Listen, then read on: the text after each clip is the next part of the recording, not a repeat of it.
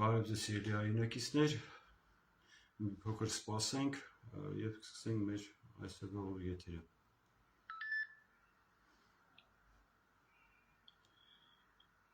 Բարև ձեզ սիրելի հայրենակիցներ, մի փոքր սպասենք և սկսենք մեր այսօրվա եթերը։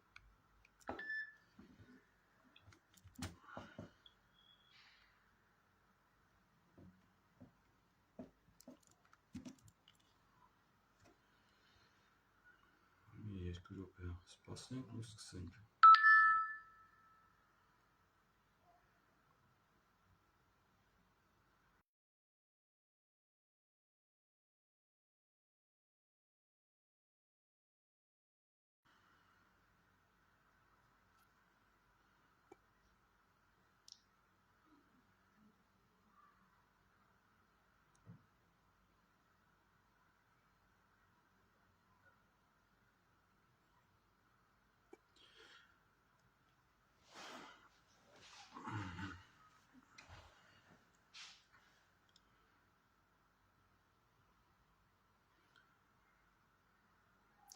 Նորից բարև ձեզ հարգելի հայրենակիցներ,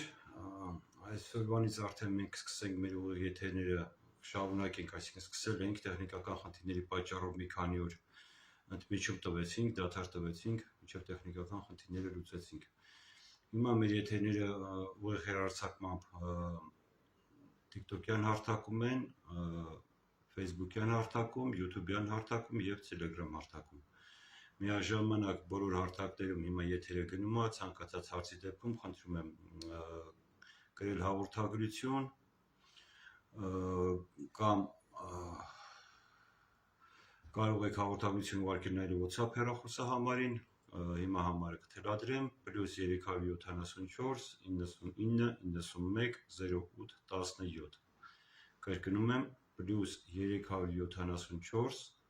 99 91 08 17։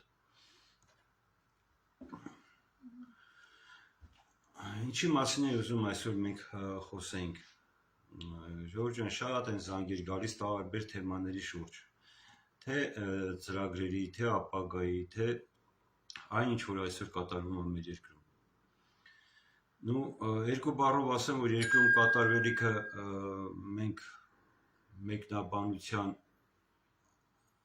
չգիտեմ, կարիք կա թե չկա, որովհետև արդեն ամեն ինչ դուրս է եկել սահմաններից, ազգային ժողովի համար մեկ ամբիոնը սարքել են ընդդիմություն ճակերտավոր։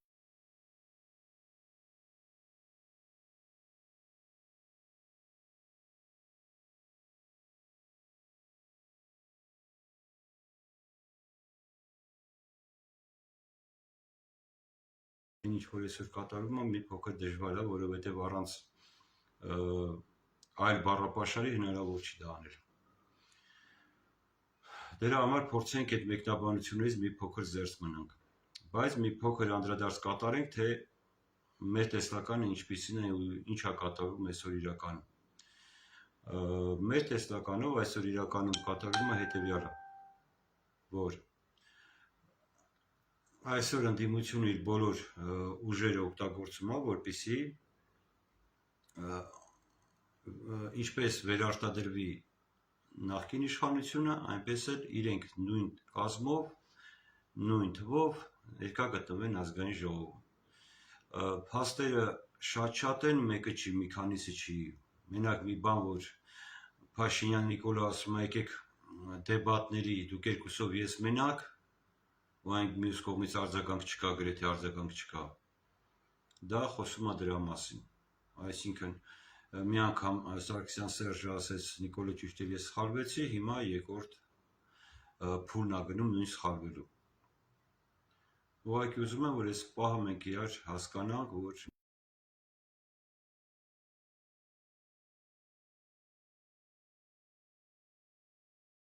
միասին այսօր արդեն պատրաստվում են ընտրությունների։ Շատերը հարց են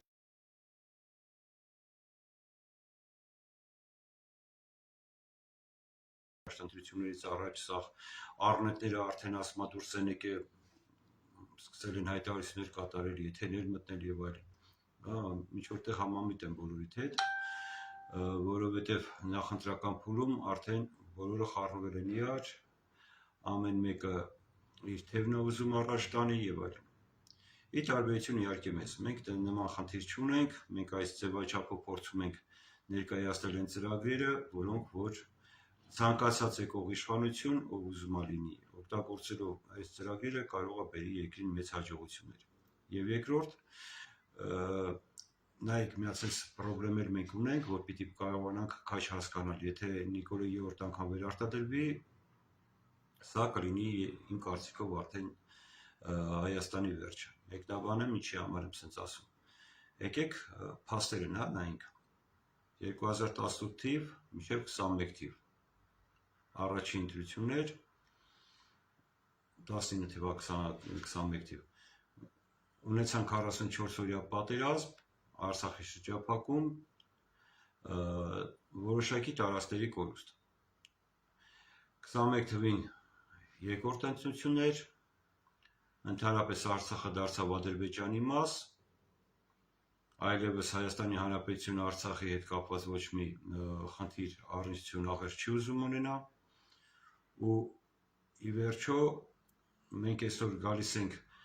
մեզ այսօր արդեն լսացնում են այն մասին, որ շուտով սահմանություն կփոխվի, Մասի Սարը չի լինի, չգիտեմ, այնտեղ անկախության հռչակագիր կամ կվերացնեն, կամ չգիտեմ ինչ փոփոխություններ կատարեն եւ այլն։ Այսինքն հաստատ համոզված եղեք, որ 3-րդ ընտրությունների ժամանակ արդեն ոչ թե պողպատյալ ադամանդյա մուրճով Նիկոլ Փաշինյանը կսկսի իր 3-րդ փուլը խաղի, որը սահմանության փոփոխությունով համարյա թե վերջ կդնի հայոց պանջատիրությանը, համարյա թե վերջ կդնի եւ որ ամենակարևորն է կկնքի այդ չարաբաստիկ պատերազմի պայմանագիրը, որը եւ անվանում են խաղաղության, բայց մենք անվանում ենք դա պատերազմի պայմանագիր։ Ինչով ենք մեկնաբանում սա, ինչի համար է դա պատերազմի պայմանագիր, այլ ոչ թե խաղաղության։ Հիմա նայեք, նոր սահմանությունով Հայաստանի Հանրապետության տարածքում պիտի չլինեն 3-րդ դեպքի զինվորներ կամ ընդհանրապես մոնիտորինգի ինչ որ մի ձևաչափ չպիտի լինի։ Այսինքն պիտի լինեն հայկական ուժերը ընդդեմ թշնամու ուժերին։ Եթե այսօր հայ-ադրբեջանական սահմանին լարված մասերում գոնե եվրոպական դիտորդները կան, Թուրքիայի սահմանին կանգնած ռուսական ռազմաբազան, ցանկացած միջադեպ մենք ունենք նման արդեն ունենք նման փորձ, որ ցանկացած միջադեպի դեպքում այս ուժերը տալիս են իրենց եզրակացությունը։ Այսինքն որ կողմն է սկսել լարվածությունը, ով է կրակել, ով առաջինը կրակում, ով է այս հրադադարի ռեժիմը խախտում եւ այլն։ Խաղաղության պայմանագիրը կամ պատերազմի պայմանագիրը կնքելուց հետո մենք ունենալու ենք հետեւյալ ձևաչափը։ Չի լինելու ոչ մի 3-րդ ուժ, Ադրբեջանը մեղադրելու Հայաստանին նախահարձակ լինելու մեջ կամ ռազմական գործողություններ սկսելու մեջ,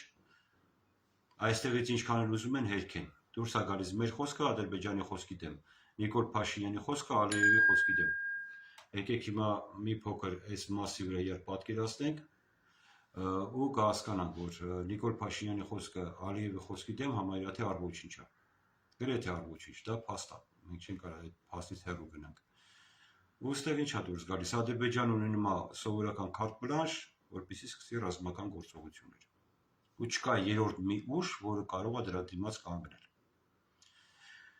Ինչևից է, սա այն մտավախություններն է, որի մասին ես ձեր հետ փորձում եմ հիմա կիսվել, եւ հիմա մենք փորձենք միասին ելքի ճանապարհներ գտնենք, թե ոնց անենք, որ նման իրավիճակ չստեղծվի։ Խնդիրը կայանում է նրանում, որ ամբողջ հայ ժողովրդի մեջ, հայ ազգի մեջ կա խորը հիասթափություն։ Թե Հայաստանի Հանրապետությունում, թե Սփյուռքում, բոլորի մոտ։ Ես ուզում եմ կոչով հանդես գալ թե Սփյուռքի, թե Հայաստանի Հանրապետության բոլոր իմ հայրենակիցներին, հայ ժողովրդին, ուղղակի մի փոքր օրինակով։ Մի հատ փոքր բան բերեմ, շատ կռեհիկ, շատ կոպիտ, բայց այլ ձևաչափ չկա, որպեսզի մարդկանց հասկացնենք, թե չի կարելի հիասթափվել քո երկրից, քո ուժերից, ինչա մի քանի հոգի կամ մի քանի 100 հոգի երկիրը տանում են կործանման։ Ժողովուրդ ջան, հիմա եկեք միասին ձևաչափ նայենք, եթե Աստված մի արած է տունը մենք ամբի ուժերի հիվանդ ունենանք, որ իմանանք արդեն վերջ, հնարավոր չի օգտել, ինչ ենք անելու, դեղորայքն ենք արդեն չենք տալու, որպեսզի մարդը ցավերի մեջ մնա, չգիտեմ, արհեստական շնչառություն են կանգնացնելու, մինչև վերջի վայրկյանը մարդու պայքարելու ենք, չէ՞։ Մեր ընտանիքի անդամի համար մինչև վերջի վայրկյանը պայքարելու ենք, որպեսզի կարողանանք ցավերը թուլացնենք, հոգսը մեղմացնենք եւ այլն։ Ժողովուրդ, նույն վիճակն է։ Ինչպես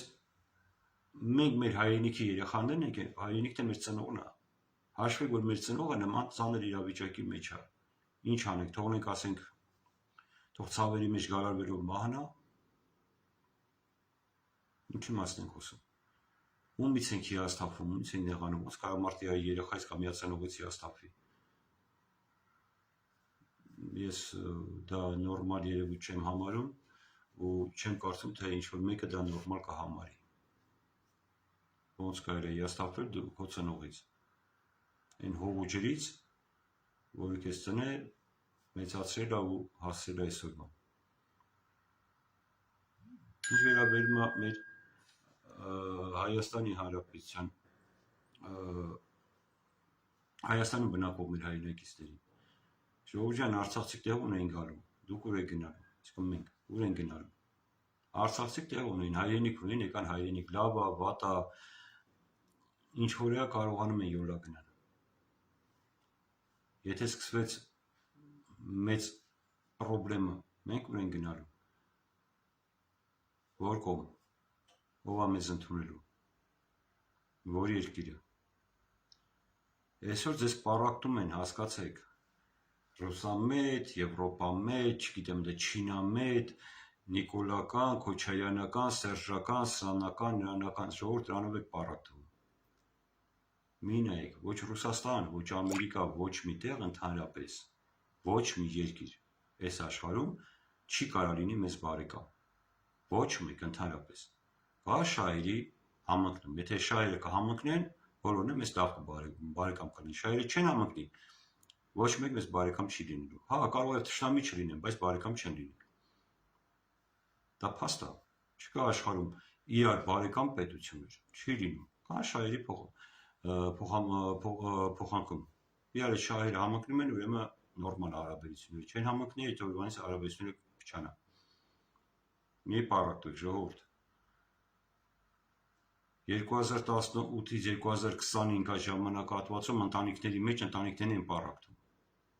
Ընտանիքների մեջ ընտանիքները պառակտվեցին, հարյուրավոր բաժանություններ ունեցանք։ Ծնող, երեխա, հայր, մայր, քույր, եղբայր։ Այսօր էլ շատ մարդկանց գիտենք, որոնց քույր, եղբայր իրար չեն խոսում։ Երեխեքը ծնողների չեն խոսում, խռով են, որովհետև իրար այնպես են գզվրտվել Նիկոլի կամ չգիտեմ ես ում համար, որ գնա ուսուս։ Ես չեմ հասկանում, ոնց կարելի է ինչ-որ մի անձի համար դու քո հարազատի հետ վիճաբանես։ Այն էլ, որ այդ անձը ոչ քո աղբերն է, ոչ ամուսինն է, ոչ երեխեն է, ոչ ընկերն է, ոչ մի բան։ Ինչ որ մի հատ քաղաքական դեմք։ Ինչ որ մի հատ քաղաքական դեմքի համար սա ժողովուրդ դարով քաղաքականացված սկսեցին արուտել միտքը։ Ժողովուրդ ջան, մի արեք, դա լավ բանի չի բերելու։ Ինչպես ընտանիքներն են քայքայվում տես բանից, տես է մեր երկիրն է քայքայվելու։ Մի հատ էլ եմ կրկնում, արցախցիք տեղ ունեն գալու եկան։ Մենք ուր են գնալու։ Արցախցիք այսօր մղկտում են իրենց գերեզմաների համար, իրենց տների համար։ Հիշեք, նույնը վաղը մեր մոտ է լինելու։ Ու դա շատ նշի, որ մենք այս կյանքում չեն տեսնի, դա մոտ ապագայում է լինելու, շատ մոտ ապագայում։ Եթե հիմա չի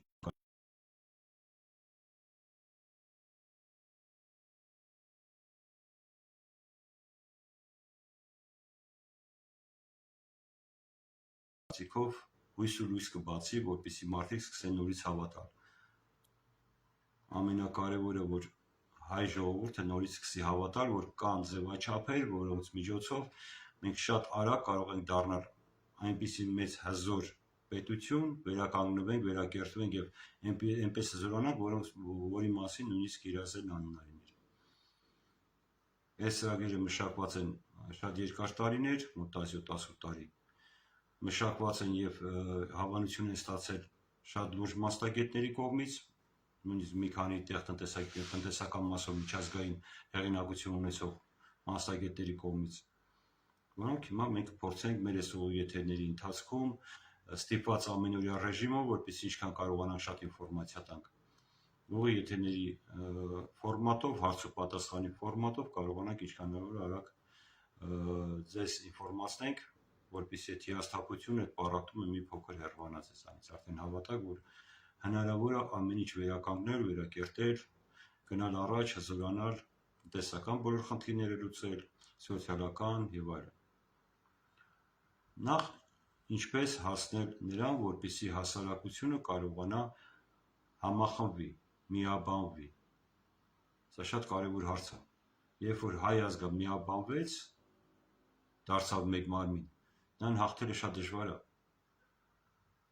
Շատ դժվար։ Դրա համար աշխարհի ոչ մի պետության, ոչ մի երկրի ձեռ չի տալիս, որ հայերը միավորվեն ամբողջ աշխարհի, դառնան մեկ ողջ։ Ոչ մեկի ձեռ չի տալիս, որը դա անես մի հատ ուժ է դառնում, որի դեմ արդեն շատ դժվար կլինի պայքարել։ Ինչ ենք առաջարկում։ Այսօր դուք հիմա հաս կտաք մի հատ էլ աթոռակռիվանող դուրս եկավ, չէ՞, մենք աթոռակռիվ չենք անում, հիմա մենք առաջարկենք այն, ինչի մասին դուք կլսեք ու կպատկերացնեք, որ սա աթոռակռիվ չի։ Այս խնդրի մասին մենք շատ ենք խոսել ու մեկ անգամ եւս անդրադարձ կատարենք այս խնդրի շուրջ, խնդրի չէ, այդ ձևաչափի շուրջ, որը շատ կարևոր է մեզ համար։ Սա դա երկիրը այս վիճակից դուրս բերելու միջոց է, որի մեջ հնարավորություն ունեն մասնակցելու, ընդգրկվելու բոլոր այն մարդիկ, որոնք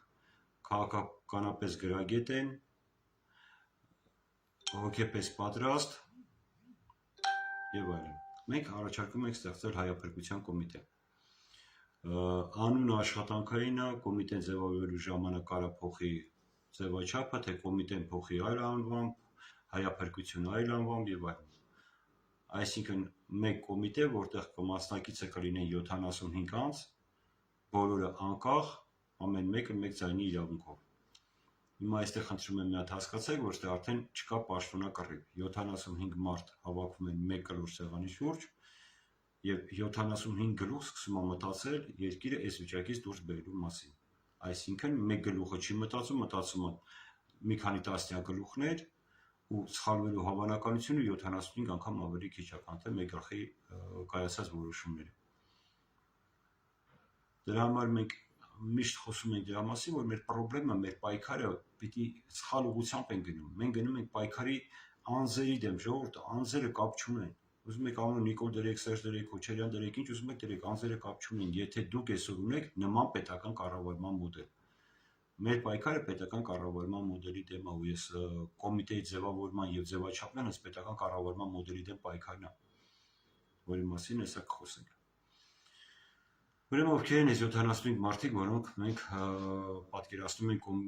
կոմիտեն, որոնք մենք պատկերացնում ենք ովքեր պիտի լինեն կոմիտեի անդամներ։ Կոմիտեի անդամներ պիտի լինեն Հայաստանի Հանրապետության յուրաքանչյուր քաղաքից մեկական անձնավորություն, մեկ անձ, դրանք 48 քաղաք են, Երևանը մի պահ մոռանանք։ Երևանը որպես ամենամեծ համայնք ունի 12 վարչական շրջան, ամեն վարչական շրջանից մեկական ներկայացուցիչ։ Դուրս է գալիս 12-ը Երևանից, 48-ը բոլոր քաղաքներից ամեն մի քաղաքից մեկական ներկայացուցիչ։ Ընդհանուր գլոբալ թիվը դարձավ 60։ Սա ինչ է մեզ տալիս։ Սա մեզ տալիս է, որ յուրաքանչյուր քաղաքի զավակ մասնակիցը լինելով կոմիտեի մեջ վստահություն ներշնչի իր համաքաղաքացիների մոտ։ Այսինքն համաքաղաքացիները ավելի հեշտ կհավատան իրենց համաքաղաքացուն, որտեղ քաղաքները փոքր են, մեկը մեկին ճանաչում են, նույնիսկ Երևանի համայնքներն են փոքր, մեկը մեկին ճանաչեն, թե 10 մասի բաժանենք։ Ավելի շուտ կհավատան, քան թե դնենք սենց եթերներով իրար հետ ինչ-որ բան քննարկենք։ Ուրեմն եթե մենք վերցնենք այս ձևաչափը, ամեն մի քաղաքում մեկական անդամ եթե մենք ունենք, այսինքն ձեր քաղաքի խնդրումը գալիս է կոմիտե, ուղիղ քաղաքի ներկայացուցիչի կողմից, մարդու, որը բնակվում է այդ քաղաքում, այդ քաղաքում բնակչի կողմից։ Մնացածը, մենք ունենք Արցախից տեղահանված 100,000-ից ավել հայրենակիցներ, որոնց համար մենք մտածում ենք, որ երկու տեղ պիտի ունենան Արցախի ներկայացուցիչները։ Մենք ունենք ազգային փոքրամասնություններ կամ ոնց որ մենք ենք անվանում եղբայրներ, որոնք մեզ հետ հավասար այս թողոբոյի միջով անցել ենք։ Մեկ ներկայացուցիչ ազգային փոքրամասնություններից, մեկ բարձրաստիճան հոգևորական, 10 հոգի Սփյուռքից, ամենաշատ հայաբնակեցված երկրներից ամեն մեկ երկրից մեկական ներկայացուցիչ, այսինքն 10 երկրից։ Եվ համահայկական միաբանության կողմից մեկ ներկայացուցիչ, որպես ծրագրի հեղինակ, ընդհանուր թվով 75 մարդ է դառնում։ Ուրեմն կոմիտեն իր շրջանակներում եթե սկսի գործել, հավատացեք, կոմիտեն շատ արագ կհասնի արդյունքի։ Իսկ ոնց կհասնի կոմիտեն արդյունքի։ Ցանկացած կոմիտեի անդամն ու ցանկացած մարդի մով դիտում այս եթերը կամ հետո կդիտի, կարևոր չի, դժվար չի պատկերացնել, որ յուրաքանչյուր մարդ, ով ուզում է առնի, գոնե ունի 3-4 ընկեր, համակիր, բարեկամ, հարազատ եւ այլն։ Այսինքն ամեն մի կոմիտեի անդամ պիտի իր հետևից ունենա 3 համակիր, որոնք իր հետ միասին կներառվեն կոմիտեին որպես երկրորդ համար։ Այսինքն կոմիտեն 75-ն ամեն մեկի հետևը կանգնած է եւս 3 հոգի։ Այս ձևաչափով եթե մենք սկսում ենք աշխատել, այսինքն 3 հոգի անմիջական մի քաղաքի մեջ սկսեն աշխատել, մարդկանց ներկայացնել ծրագիրը, միտքը, գաղափարը, այն որը որ կոմիտեն ծրագիրը կմշակի, ծրագրի մասին սկսեն հանրությանը ծրուցել, հավատացած եմ, որ շատ արագ այդ ինֆորմացիան կհասնի յուրաքանչյուր քաղաքի կամ Երևանի համայնքի յուրաքանչյուր բնակչի։ Նման եթերների եւ Սփյուռքի մեր ներկայացուցիչների միջոցով փորձենք, որպեսզի Սփյուռքն համընդհանուր Սփյուռքն տեղեկանա այն ամեն ինչի մասին, ինչը որ կատարվում է Հայաստանում։ Մենք ուզում ենք ստեղծել Սփյուռքի հետ երկկողմանի ամուր կամուրջ։ Մինչև այսօր այդ կամուրջը եղել է միակողմանի, որը քանդել են, համարյա թե այդ կամուրջը գոյություն չունի, նեղ արահետ է մնացել։ Ինչ է նշանակում երկկողմանի կամուրջ։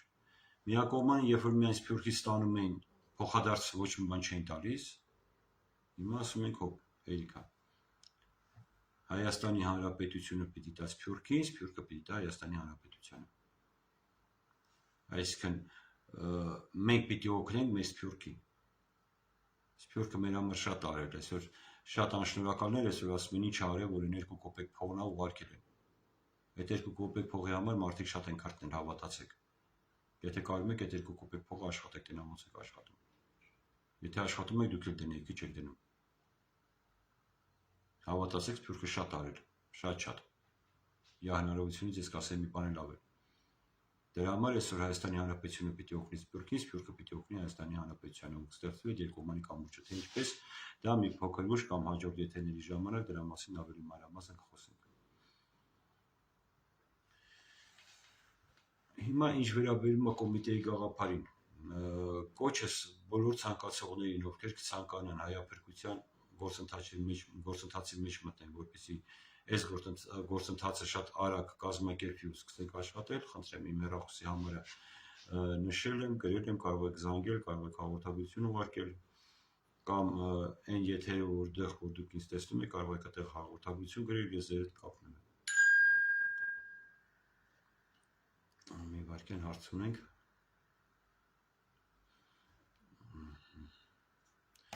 Մեր մոտ ոնց որ թե տեխնիկական փոքրիկ խնդիր առաջացել, մեկ վարքյան խնդրում եմ այդ փորձենք այս տեխնիկական խնդիրը լուծել։ Հա, ուղղեց, հա։ Հա, ուղղեց։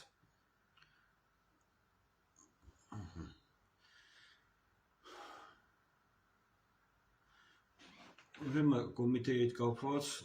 սա շատ լուրջ հայտ է քաղաքական դաշտում, որպեսզի կարողանանք հասնել հաջողության, որպեսզի նախկին ներկա այլևս չվերարտադրվեն, որպեսզի այս երկիրը մեկ անգամ եւս չգնա քաոսի չվերածվի։ Շատերը նախկին նախագահներին, ինչ-որ հաղթանակած նախագահային անվանում, տնտեսական աճ ապահոված նախագահային անվանում եւ այլն։ Քավլիցի ամեն ինչ այդպես չի։ Ամեն ինչ այդքան էլ այտենց չի, ոնց որ ձեզ ներկայացնում են, դուք էլ այտենց պատկերացնում եք, վայ, եսի նայեք, սա ժամանակ պատերազմ չկար, սա ժամանակ պատերազմ կար։ Այսինքն նրանք ստեղծեցին նախապայմաններ, որ այս մեկը արդեն գնա պատերազմի ու պարտվի։ Ժողովուրդ, չկա ներկա նախկին։ Դրա համար այս կոմիտեի միտքը կայանում է նրանում, որպեսզի համընդհանուր ուժերով կարողանանք հասնել արդյունքի։ Սա է միտքը կոմիտեի։ Ինչ վերաբերում է Սփյուռքի հետ ամուր կամուրջներ կառուցելու, դրա մասին երևի նոր հարցեր եկել, դրա համար եմ դրան անդրադառնում, երևի թե դրան կանդրադառնանք հաջորդ եթերին կամ եթե ժամանակ ունենանք այսօր եթերի վերջում։ Ես ուզում եմ քննարկենք այսօր այս թեման, այս խնդիրը, որ մեզ միաբանվել է պետք իրար հետ մեկ կլոր սեղանի շուրջ։ Յուրաքանչյուրս առանձին ինչ-որ գործ անելով ոչինչ բան չենք անելու, հակառակը խանգարելու ենք աշխատողներին։ Նայեք,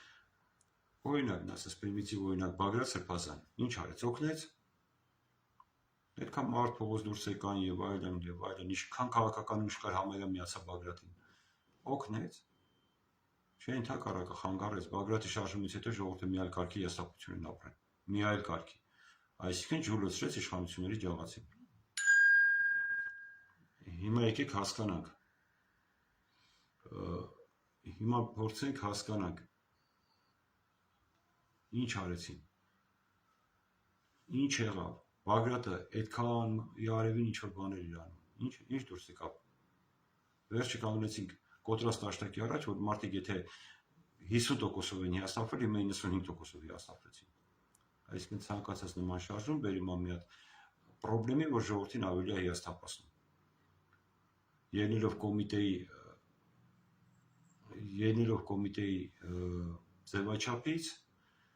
մենք հանրության բոլոր ճյուղերին արդեն ներգրավում ենք մեկ ընդհանուր գործընթացի շուրջ, որտեղ եւ հանրությունը հավատալով հենց իր համակարգացուն կմիավորվի, կհամախմբվի ծրագիր գաղափարի շուրջ եւ միասին մենք կունենանք հաջողություն, կունենանք հաղթանակներ։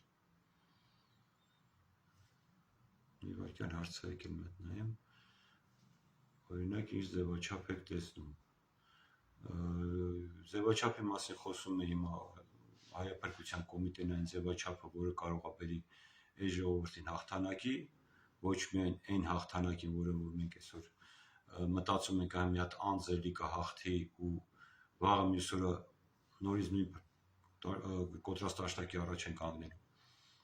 Դրա համար կոմիտեի հիմնական խնդիրը եւ ծրագիրը, որ մենք ներկայացնելու ենք կոմիտեին եւ կոմիտեի քննարկմանն ենք ներկայացնելու, դա պետական կառավարման մոդելի փոփոխության խնդիրն է։ Այսինքն պետական կառավարման մոդելը պիտի փոխվի ժողովուրդ։ Ուզենք թե չուզենք, պիտի այդ մոդելը փոխենք։ Մեկ անձով կառավարվող պետությունը իրոք վերևը դառնում է իշխանություն, ներքևը դառնում են ծառաներ։ Ով է այս երկրի տերը։ Հայաստանի Հանրապետության քաղաքացին։ Իրականում Հայաստանի Հանրապետության քաղաքացին պիտի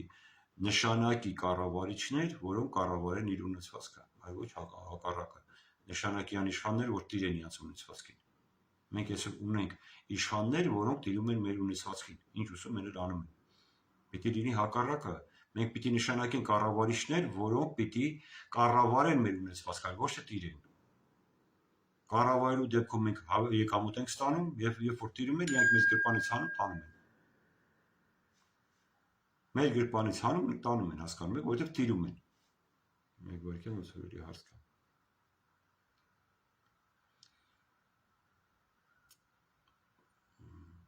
Խնդիրը կայանում է սանում ժողովուրդ, մենք պիտի հասկանանք, որ հիմնական մեր խնդիրը պետական կառավարման մոդելն է։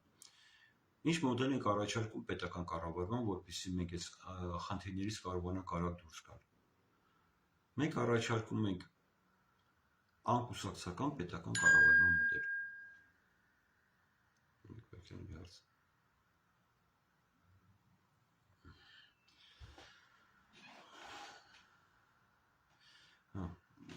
Ուրեմն մենք տեսնում ենք անկուսակցական պետական կառավարման մոդել, ինչ է սա իրանից ներկայացնում։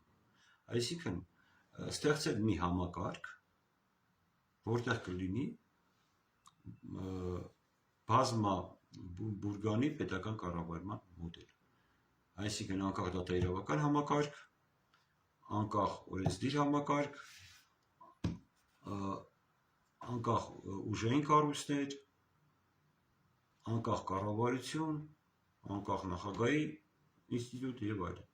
դատաիրավական համակարգ եւ այլն։ Ոնց ենք սա մենք պատկերացնում։ Ընդհանրապես աշխարհում գոյություն ունի երկու ձևաչափ մարդկանց պաշտոնի նշանակելու։ Առաջին ընտրությունների միջոցով, երկրորդ ուղիղ նշանակումով։ Այսօր մենք ընտրությունների միջոցով ընդամենը մեկ ուզում ենք։ Մենք ասում ենք չէ, դա չի աշխատում։ Որ չի աշխատում, դա մենք տեսնում ենք արդեն 30 եւ ավելի տարիներ։ Դա չի աշխատում, ժողովուրդ։ Մեր բոլոր գումարման ազգային ժողովները նայեք։ Բոլոր գումարման կառավարությունները նայեք, իշխանությունների նայեք, ովքեր են ղեկավարում, ինչ էին անում։ Մենք ասում ենք եկեք պրոֆեսիոնալ կառավարման համակարգ ստեղծենք։ Այսինքն այն պաշտոնները, որոնք նշանակով են, ստեղծել մեկ պետական կադրային վարչություն, որտեղ հանրային լայն տեսախցիկներով եւ այլն քննական process-ով ամենաբարձր բարեր հավաքած անձը կնշանակվի պաշտոնի։ Այն բոլոր պաշտոնները, որոնք նշանակով են։ Դա կապ չունի նախարարի պաշտոնը,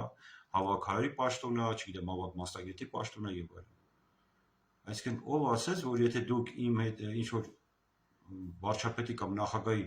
մոդիկներ դուք պետք է նշանակվեք պաշտոնի, ով ասեց, ով է թույլ տվել դա։ Այսինքն դուք համամիտ եք, որ պաշտպանության նախարարության հետ կապ չունեցող անձը ղեկավարի պաշտպանության նախարարությունը։ Հա, դուք համամիտ եք դրան։ Ֆինանսների հետ կապ չունեցող մարդը ֆինանսների նախարարի կամ առողջապահության հետ կապ չունեցող մարդը առողջապահության նախարար։ Ինչի մասն եք խոսում։ Դրա համար երբ որ մենք ընտրում ենք նման քննական process-ով, նման ձևաչափով պետական կառավարման համակարգ, ի՞նչ է դուրս գալիս։ Դուրս է գալիս մեծ շատ հետաքրքիր բան։ Այսօր նայեք, երկրի վարչապետը ցանկացած հանցագործություն ինչ է գործի, կապ չունի։ Մարդը գցի մեքենայի տակ, չգիտեմ, խուլիգանություն կանի, ինչ-որ մեկ է դուրսը փողոցում կռիվ կանի եւ այլն։ Ոչ մի ուժային կառույց կամ դատաիրավական համակարգ չի կարող նրան քրեիրավական գնահատական տալ։ Ինչի համար չի կարող։ Որովհետև երբ որ վարչապետը այդ աթոռին չեղավ, անկախ դրանից թե ինչ ձևաչափով չի լինի։ Բնականաբար այս ամբողջ կառավարություն ասած հասկացողությունը ամբողջ իր հետևից գնալու է։ Նոր եկողը իա թիմնաբերելու, իա մարդկանց նշանակելու։ Այսինքն սրա պայելով իրանց աթոռը պահում են, պայելով սրա աթոռը պահում են իրանց աթոռը։ Մենք սա պիտի հասկանանք, ժողովուրդ, սա այնքան պրիմիտիվ բան է, որ մենք սա պիտի կարողանանք հասկանանք։ Նիկոլի աթոռը պահում են բոլոր ուժայինները։ Հետո ասում ենք, այ դուք եք գնում Դավաճանի աթոռը պահում կամ չգիտեմ Սրիկայի աթոռը պահում, բայց ի՞նչ անեն, եթե այս աթոռը չպահեն, իրանք են գնում, միած աթոռն է տակից դուրս գալիս։ Եկեք այս մարդկանց տան անկախություն, որպեսզի ինչ որ մեկից կախում չունենան, տեսեք գործողություն կատարում են, թե չէ։ Տեսեք ոստիկանը դառնում է ժողովրդի բարեկամը, թե դայիճը։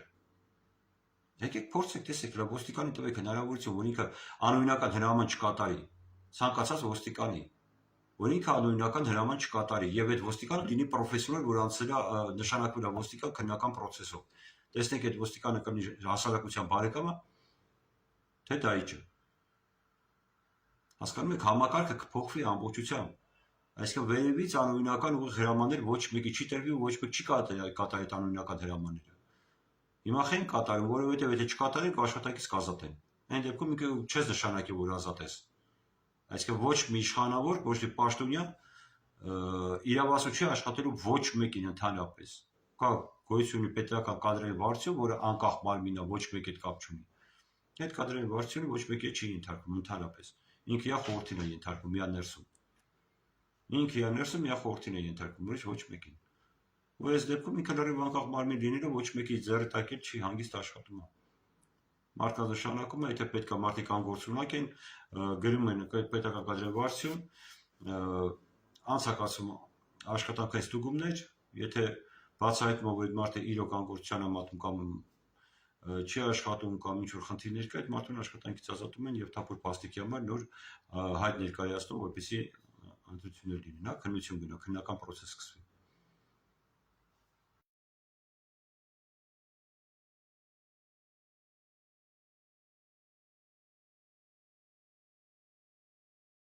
Կարողանանք հասկանանք։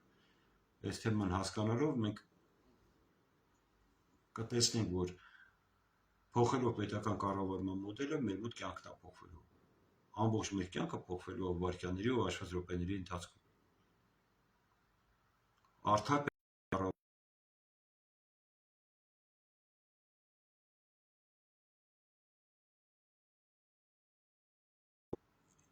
ինչ կապ ունի, դա ընդհանրապես էական չի, մեկ վայրկյան ունի հարց կար։ Ստեղ խնդիրը ուրիշ բանի մեջ է։ Խնդիրը կայանում է նրանում, որ ասենք թե եկավ այդ անձը, ստեղծեց, կառուցեց,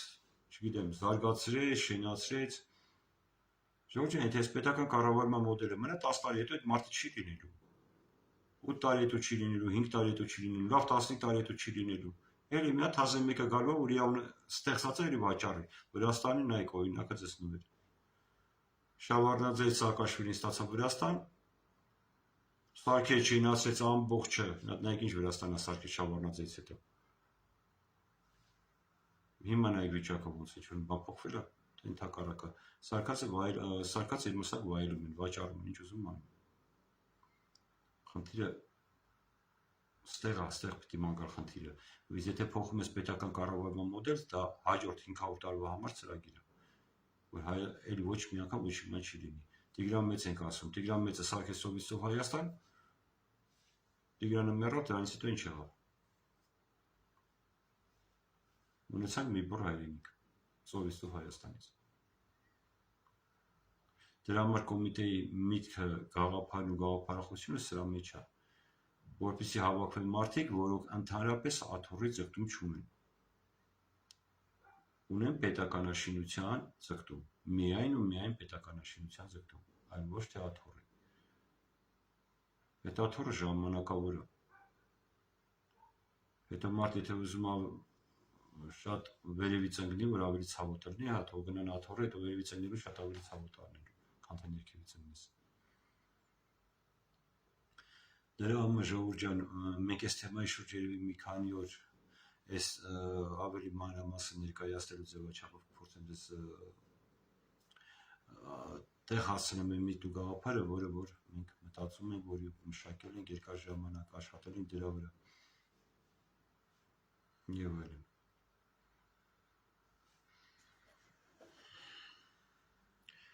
Այսօրվա համար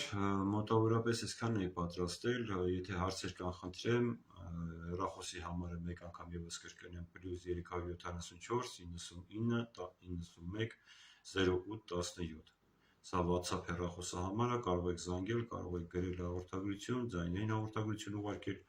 կամ որ սոցհարթակով որ հիմա դիտում եք, այս սոցհարթակում գրեք հաղորդագրություններ։ Եթե եթերից հետո կարող եք եթերից հետո էլ նույն հեռախոսահամարով զանգահարել կամ գրել, կամ սոցհարթակում գրել եւ այլն։ Հիմա կոչս այն մարդկանց, որոնք չունեն անձնական շահ, ունեն պետական շահ, պատրաստ են աշխատելու հանուն Հայաստանի Հանրապետության վաղվա օրվա, եկեք միասին ձևավորենք մեկ կլոր սեղան, որի մենք աշխատանքային անունը դրել ենք Հայափրկության կոմիտե։ Ժողովուրդ պետք չի մեզ միանալ, դա մերը չի։ Հիմա մենք խոսում ենք, մեր եթերը նայում են TikTok-ում, մեր եթերը նայում են Facebook-ում, մեր եթերը նայում են YouTube-ում եւ Telegram-ում։ Այս հարթակներից ոչ մեկ մերը չի, բայց մենք բոլորս միացել ենք ինչ-որ մեկի ստեղծած հարթակին։ Իմ ասած կոմիտեն էլի նույն հարթակն է, հաշվեք Facebook եք միանում։ Մի պետք չի մեզ միանալ։ Մեզ միանալ պետք չի։ Ես ներկայացնում եմ համայնքական միաբանություն քաղաքական նախաձեռնությունը, պետք չի մեզ միանալ։ Միացեք կոմիտեի հարթակին։ Կարևորը կոմիտեի հարթակը ձևավորելն է, որտեղ յուրաքանչյուր մարդ մեկ անձ է, առանց նախագահի, առանց ղեկավարի։ Սա այն ձևաչափը չի, որ մինչև այսօր դուք ձեզ առաջարկում եմ, միացեք մեզ, չգիտեմ, եկեք ալյանս կազմենք, պաշտոն բաժանենք եւ այլն։ Ընդհակառակը, այստեղ չկան պաշտոններ։ Ով ցանկություն ունի պաշտոն ստանալու, խնդրեմ, դրա համար կա ԿՊ, գնացեք ԿՊ-ի միացեք, որ հավանականությունը 99% որ ԿՊ-ն հաղթելու է։ եթե այլ երրորդ ուժ, որը մենք տեսնում ենք կոմիտեի մեջ, հանրային դաշտ, քաղաքական դաշտ դուրս չեկավ։ Ներկա նախկին մնացին խաղի մեջ, երկուսով մնացի խաղի մեջ, 99.9% Նիկոլը հաղթելու է։ 99.9% դա երաշխավորված է։ Եթե կրկնում եմ երրորդ ուժ դուրս չեկավ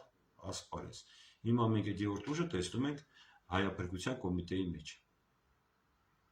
Եկեք ստեղծենք այդ ուժը, որպեսզի համատեղ ուժերով պայքարենք։ Երբ կրկնում պետք չի մեզ միանալ, սա ես կոշ չեմ անում միանալ մեզ միանալ պետք չի։ Մեզ պետք է համատեղ նստենք, մի հատ ծրագիր մշակենք, ընդհանուրով ինչ ծրագիր ունի դնենք կլոր սեղանին, համընդհանուր մի հատ ծրագիր մշակենք ու այդ մշակված ծրագրով բոլորս դուրս գանք աշխատելու, հողի վրա աշխատելու, մարդկանց հետ աշխատելու։ Դա շատ կարևոր է մարդկանց հետ հողի վրա աշխատելը, շատ կարևոր է։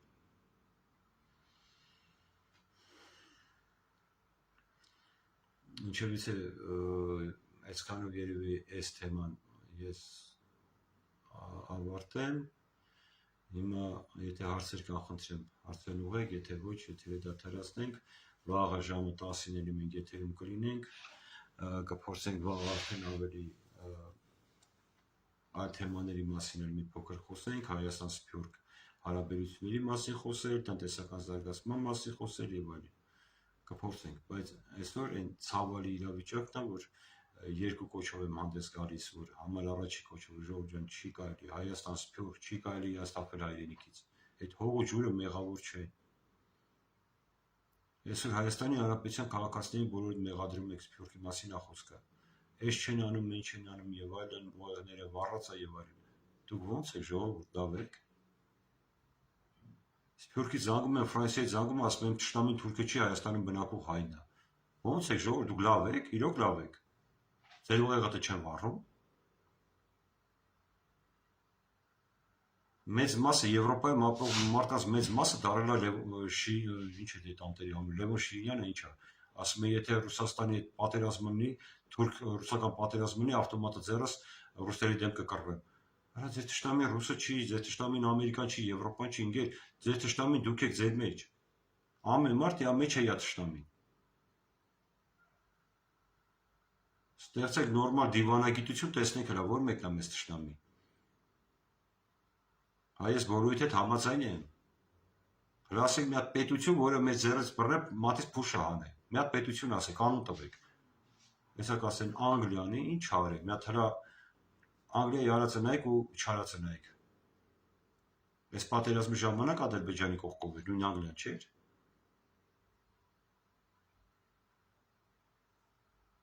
Ինչի մասին է խոսում։ Նույն Անգլիան չէր նախագահ ուղարկել Հայաստան, որը պատերազմից հետո չգիտես խի չես օգացավ հենց նույն Անգլիայում։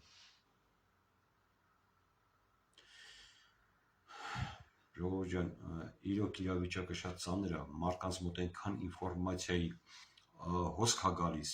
ու դրա համար ես հասկանում եմ բոլորիդ։ Ամեն մարդ ինչ որ մեկի ասացի մեջ մի բան բռնում է ու խորանում, ու չի ուզում այդ կաղապարից դուրս գա։ Ուրիշ բան չի մտնում դեռ։ Մարդկանց ուղեղները դեռ չի մտնում ուրիշ բան, չեն պատկերացնում այդ ձևաչափ այն գեշ աղջկա եւ ոսկե ձկնիկի անեկդոտն է։ Մեկին մեկ տարբերություն չկա, ոնց որ ոսկե ձկնիկի եւ գեշ աղջկա ասմախի կարելի է գեղեցկություն կամ խնդրել։ Ժողովուրդ իրոք կա, ձևեր կան, շատ կան։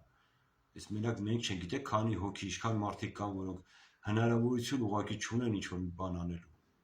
Մեծ գաղափարերով լեցուն մարդիկ տունը նստած են, չգիտեն ինչ անեն, որովհետև հաստատ գիտեն, որ ամեն մի փոքրիկ քայլի համար գումար է պետք։ Նույնիսկ այսպես եթեր մտնելու համար է գումար պետք, որ մարդիկ չունեն, ուղղակի չունեն։ Չեն կարողանում։ Ժողովուրդ, մենք ունենք ազգային պոտենցիալ, մի մոռացեք, մենք հայ ենք։ Դա խնդրում եմ չմոռանաք, մենք հայ ենք ու մեկ անգամ եւս չի կարելի հողից, ջրից կամ քո եղբայրներից, հարազատներից, քո գենետիկ ազգակցից հրաժարվել, նեղանալ։ Ինչ է նշանակում իրար հայհոյել։ Ինչ է նշանակում հայհոյանք նվաստացնենք մեկս մեկից որիչ։ Հիմա եթերի տակ 1000 հոգի 1000 կոմենտ կգրեն։ Ժողովուրդ կոմենտ գրելուց առաջ մի հատ մտածեք, որովհետև ասելուց հետո պատասխան կա ստանալիք։ Մենք պատասխանը հաստատ չենք ուշացնի, որովհետև նմանց մարդկանց տեղը պիտի ցույց տաս, որպեսզի հասկանան։ Էշ գրելով հարց չես լուծի, ընդհակառակը դուք սեփ խրողներ եք։ Հասարակության մեջ սեփ խրողներ եք։ Այն մարդիկ, ովքեր առանց ինչ-որ հասկանալու կոմենտներ են գրում։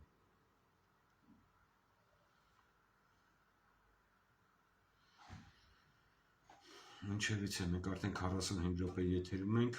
վաղվա եթերը կփորձենք մի քիչ ավելի երկար կազմակերպել, եթե հարցեր կան, խնդրեմ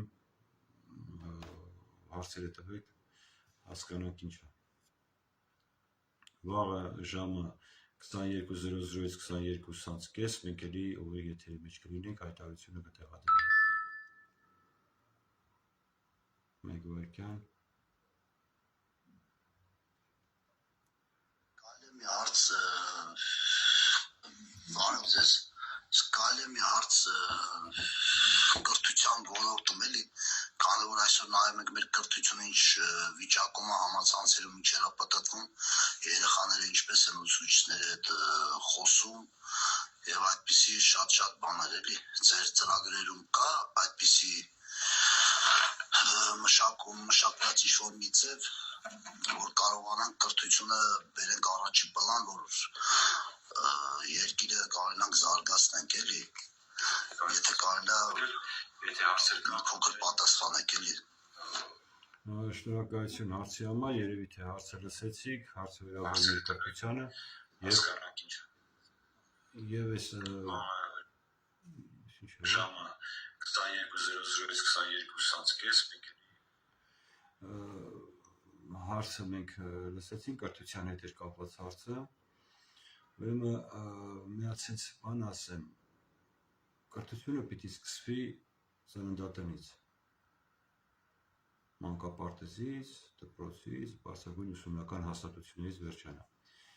Այսօր մենք ինչ որ ունենք կրթական համակարգում, էլի խոսում է նրա մասին, որ համար առաջիները չէ, համար 10-րդներն էլ մասնագետ չեն։ Ոչ մեկ մասնագետ չեն, մանկավարժ չեն, մանկավարժությունից գաղափար անգամ չունեն։ Ու այդ մարդիկ այսօր մեր պետական կրթական համակարգն են ղեկավարում, որը ոչ թե աբսուրդ է, այլ աբսուրդից աբսուրդ է։ Այո, մենք ունենք կրթության հետ կապված շատ ծրագրեր, նոր կրթական մոդել նույնպես մենք ունենք մեր ծրագրերի մեջ, որի մասին կխոսենք, հիմա եթե սկսենք կրթական համակարգի մասին խոսել, ուրեմն բոլոր ոլորտները հերթով պիտի գանք, բայց ես երկու բառով սենց ասեմ, որ կրթությունը պիտի լինի այնպիսին, ինչպիսին որ կար։ Նայեք, մենք կրթություն անցել ենք սովետական ժամանակաշրջանում։ Դպրոցն ավարտած ցանկացած ամենավատ սովորող աշակերտը կյանքի մեջ իրան կարում էր գտնել։ Սովորական տան մեջ առօրյայում կահույք էր կարում վերանորոգել, համ ուղեղներ աշխատում 1000 բաներ կարում որոշել, որ ասում են սովետական միությունում խոպանչիները, այդ խոպանչիները բարձրագույն կրթություն ստացած մարդիկ էին, մեծամասնությունը չէ, բայց դպրոց էին ավարտել։ Սովետական Հայաստանի դպրոցը, որը շատ ավելի հզոր էր, քան հիմա համալսարանները։ Այսինքն կրթական համակարգը պիտի հետ գա, հələ մի բան էլ զարգացնելով պիտի հետ գա։ Դրա համար մենք ծրագիր ունենք, որի մասին ես կընթերցեմ այդ ծրագիրը, դա մի քիչ շատ սավառուն է, պիտի կարդամ, կընթերցեմ հաջորդ եթերին, երևի թե կանցնենք կամ երրորդ եթերին արդեն կխոսենք կրթական համակարգի մասին։ Շնորհակալություն հարցի համար, 2-3 եթեր հետո ես կրթական համակարգի մասին կխոսեմ։ Կան էլի հարցեր։